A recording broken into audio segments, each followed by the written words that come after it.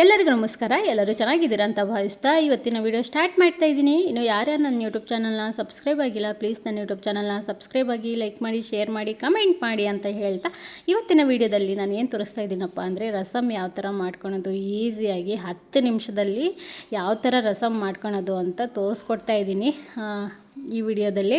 ಅದಕ್ಕೆ ಏನೇನು ಇಂಗ್ರೀಡಿಯೆಂಟ್ಸ್ ಬೇಕು ಅಂತ ನೋಡೋಣ. ಈಸಿಯಾಗಿ ತುಂಬಾ ಸುಲಭವಾಗಿ ಮಾಡ್ಕೋಬೋದು, 10 ನಿಮಿಷದಲ್ಲಿ ಪಟಾಪಟ್ ಅಂತ ಮಾಡ್ಕೋಬೋದು.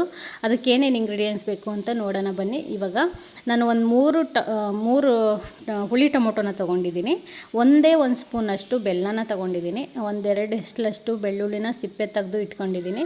ಒಂದು 3 ಸ್ಪೂನಷ್ಟು ಕಾಳು ಮೆಣಸು, ಒಂದು 2.5 ಸ್ಪೂನಷ್ಟು ಜೀರಿಗೆ, 2 ನಿಂಬೆಹಣ್ಣು ಅಷ್ಟು ಗಾತ್ರದಷ್ಟು ಹುಣಸೆ ಹಣ್ಣನ್ನು ತೊಗೊಂಡಿದ್ದೀನಿ.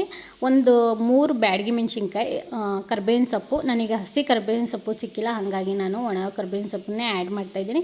ಇವಾಗ ಟೊಮೊಟೊ ಮತ್ತು ಹುಣಸೆಹಣ್ಣು ಬೇಯಲಿಕ್ಕೆ ಒಂದು ಕುಕ್ಕರಿಗೆ ಸ್ವಲ್ಪ ನೀರನ್ನು ಹಾಕಿ ಟೊಮೊಟೊ ಮತ್ತು ಹುಣಸೆ ಹಣ್ಣನ್ನು ಬೇಯಲಿಕ್ಕೆ ಹಾಕ್ತಾಯಿದ್ದೀನಿ. ಸಾಮಾನ್ಯವಾಗಿ ಹುಣಸೆ ಹಣ್ಣನ್ನು ಬೇಯಿಸಲ್ಲ, ನಾನು ಇಲ್ಲಿ ಬೇಯಿಸೋಕೆ ಹಾಕ್ತಿದ್ದೀನಿ. ಯಾಕಂದರೆ ಟೇಸ್ಟ್ ಮಾತ್ರ ತುಂಬಾ ಚೆನ್ನಾಗಿರುತ್ತೆ ಅಂತ ನಾನು ಬೇಯಿಸಲಿಕ್ಕೆ ಹಾಕ್ತಾಯಿದ್ದೀನಿ. ಇವಾಗ ಒಂದು ಪುಟಾಣಿಗೆ ನಾನು 3 ಸ್ಪೂನಷ್ಟು ಕಾಳು ಮೆಣಸನ್ನು ತೊಗೊಂಡಿದ್ದೆ, ಅದನ್ನು ಆ್ಯಡ್ ಮಾಡ್ತಾಯಿದ್ದೀನಿ. ಜೀರಿಗೆನೂ ಹಾಕಿ ಕ್ಲೀನಾಗಿ ಪುಡಿ ಆಗೋ ಥರ ನಾನು ಕುಟ್ಕೊಳ್ತೀನಿ. ಇಲ್ಲಿ ತೀರಾ ನೈಸ್ ಥರನೂ ಪೌಡ್ರ್ ಮಾಡ್ಕೊಬೇಡಿ, ತೀರಾ ತರಿ ಥರನೂ ಪೌಡ್ರ್ ಮಾಡ್ಕೊಬೇಡಿ. ನಾನು ಇಲ್ಲಿ ಕುಟ್ಕೊಂಡು ಜೀರಿಗೆ ಮತ್ತು ಕಾಳು ಮೆಣಸನ್ನ ಪೌಡ್ರ್ ಮಾಡಿಕೊಂಡು ಬೆಳ್ಳುಳ್ಳಿನ ಏನು 2 ಎಸ್ಲಷ್ಟು ಬೆಳ್ಳುಳ್ಳಿನ ಸಿಪ್ಪೆ ತೆಗೆದಿಟ್ಕೊಂಡಿದ್ದೆ ಅದನ್ನು ಆ್ಯಡ್ ಮಾಡಿ ಕುಟ್ಕೊಳ್ತಾ ಇದ್ದೀನಿ. ನಾನು ಇಲ್ಲಿ ಮಿಕ್ಸಿಗೆ ಜಾರಿಗೆ ಗ್ರೈಂಡ್ ಮಾಡಲಿಕ್ಕೆ ಹಾಕ್ತಾಯಿಲ್ಲ. ನೀವು ಬೇಕಾದರೆ ನಾವು ಗ್ರೈಂಡ್ ಮಾಡ್ಕೊಳ್ತೀವಿ ಅನ್ನೋರು ನೀವು ಗ್ರೈಂಡ್ ಕುಟ್ಟಿದ್ರೇ ಟೇಸ್ಟು, ಅದು ಗ್ರೈಂಡ್ ಮಾಡಿದ್ರೆ ಅಷ್ಟು ಟೇಸ್ಟ್ ಬರೋಲ್ಲ. ಟೊಮೊಟೊ ಮತ್ತು ಏನು ಹುಣಸೆಹಣ್ಣು ಇಟ್ಟಿದ್ವಿ ಅದು ರೆಡಿ ಆಗಿದೆ. ಅದು ಒಂದು 5ರಿಂದ 6 ನಿಮಿಷದಷ್ಟು ಬೇಯಿಸಬೇಕು.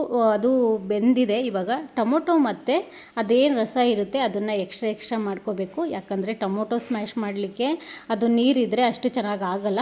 ನೀವು ಟೊಮೊಟೊ ಏನು ಬೇಯಿಸ್ತೀರಾ ಆವಾಗ ಬೆಂದು ಅದೇನು ಸಿಪ್ಪೆ ಎಲ್ಲ ಬಿಟ್ಕೊಂಡಿರುತ್ತೆ, ದಯವಿಟ್ಟು ಆ ಸಿಪ್ಪೆನ ತೆಗೆದುಬಿಡಿ. ಯಾಕಂದರೆ ಅದು ರಸಮ್ಮಿಗೆ ಅಷ್ಟು ಚೆನ್ನಾಗಿ ಫ್ಲೇವರ್ ಕೊಡಲ್ಲ.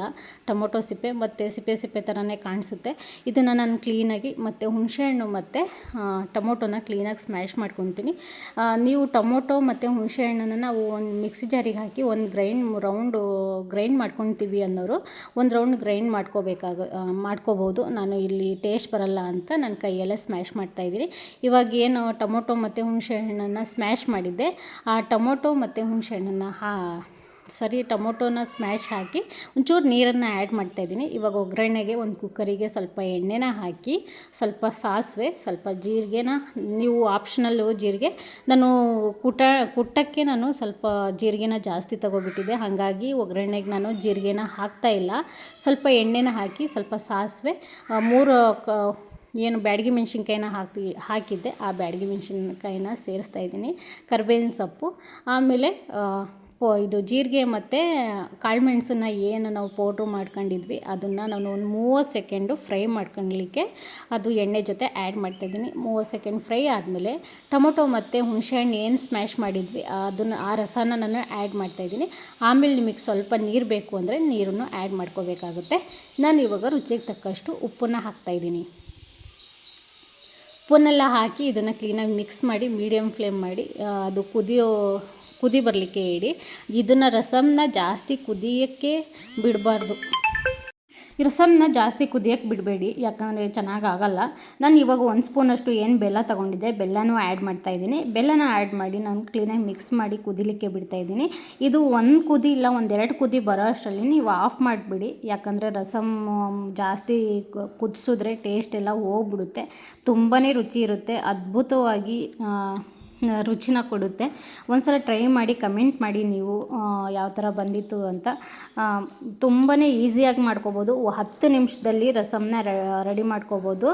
ನಾನು ಫೈನಲಿ ರಸಮ್ ರೆಡಿಯಾಗಿದೆ. ಲಾಸ್ಟ್ ಸ್ಟೇಜಲ್ಲಿ ನಾನು ಸ್ವಲ್ಪ ಕೊತ್ತಂಬರಿ ಸೊಪ್ಪನ್ನು ಹಾಕಿ ಮತ್ತೆ ಮಿಕ್ಸ್ ಮಾಡಿ ಕುದಿಲಿಕ್ಕೆ ಬಿಡ್ತಾಯಿದ್ದೀನಿ. ಇವಾಗ ನೋಡಿ ಇದು 1 ಕುದಿ ಇಲ್ಲ 1-2 ಕುದಿ ಬರುತ್ತೆ, ಅಷ್ಟರಲ್ಲಿ ಆಫ್ ಮಾಡಿಬಿಡ್ಬೇಕಾಗುತ್ತೆ. ಇಷ್ಟ ಆಗಿತ್ತು ನನ್ನ ವಿಡಿಯೋ. ನಿಮಗೇನಾದರೂ ಇಷ್ಟ ಆದರೆ ಈ ವಿಡಿಯೋ ದಯವಿಟ್ಟು ನನ್ನ ಚಾನಲ್ನ ಸಬ್ಸ್ಕ್ರೈಬ್ ಆಗಿ, ಲೈಕ್ ಮಾಡಿ, ಶೇರ್ ಮಾಡಿ, ಕಮೆಂಟ್ ಮಾಡಿ ಅಂತ ಹೇಳ್ತಾ ಇವತ್ತಿನ ವಿಡಿಯೋ ಇಷ್ಟ ಆಗಿತ್ತು. ನನ್ನ ವಿಡಿಯೋ ಯಾರಿಗೆಲ್ಲ ಇಷ್ಟ ಆಯಿತು ಈ ರಸಮ್ನ ಟ್ರೈ ಮಾಡಿ ಕಮೆಂಟ್ ಮಾಡಿ ಯಾವ ಥರ ಬಂದಿತ್ತು ಅಂತ. ಈ ವಿಡಿಯೋನ ಇಲ್ಲಿಗೆ ಎಂಡ್ ಮಾಡ್ತಾಯಿದ್ದೀನಿ. Thank you all.